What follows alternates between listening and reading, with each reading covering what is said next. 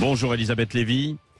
Bonjour Patrick, bonjour à tous. Vous revenez sur cette affaire qu'on a connue, enfin dont on a pris connaissance ce week-end. C'est le père d'un des agresseurs d'une vieille dame à Cannes, on s'en souvient, c'était cet été, qui est privé de sa place au marché par la mairie.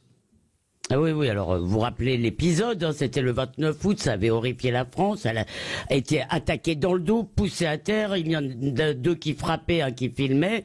Jeudi dernier, les deux premiers ont été reconnus coupables et maintenus en centre éducatif fermé. En revanche, le filmeur a été relaxé, il faudra peut-être en reparler.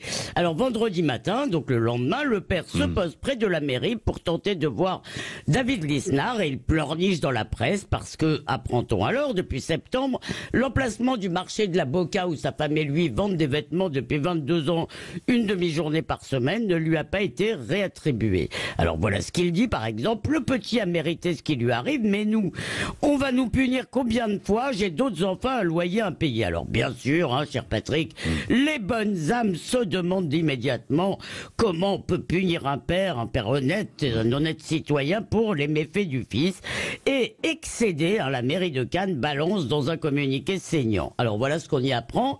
Le fils avait été expulsé de plusieurs collèges et fait l'objet de l'un d'eux d'un signalement d'une information préoccupante. Hein, je sais pas exactement ce que c'est, mais ça a l'air quand même grave.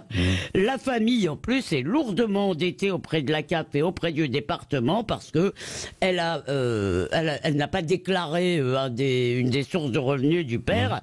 Et donc, il y a un trop perçu qui se monte quand même à plusieurs dizaines de millions d'euros, hein, cher Patrick. Dizaines de milliers d'euros, pardon. Oui, millions. Mais c'est déjà, oui. Oui, mais quand même, plusieurs mille, je crois que c'est 50 ou 60 000 euros de dette, c'est quand même beaucoup.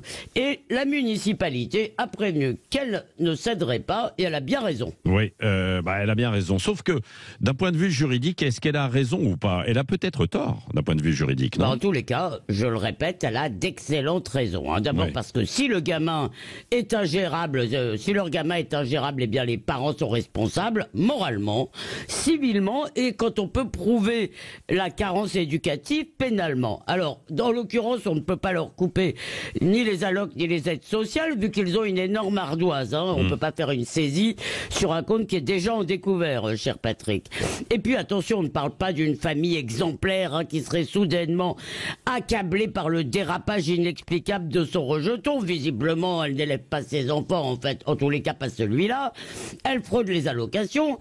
Elle semble, si on lit un peu la presse locale, comme dit ce matin, elle semble avoir tendance à menacer, à hausser le ton dans ses relations avec la mairie. Alors je suis désolé, hein, l'occupation d'un emplacement sur un marché, ce n'est pas un droit de l'homme, et il y a beaucoup de commerçants qui attendent cet emplacement et qui sans doute le méritent plus. Alors cependant, vous avez raison, je réponds à votre question.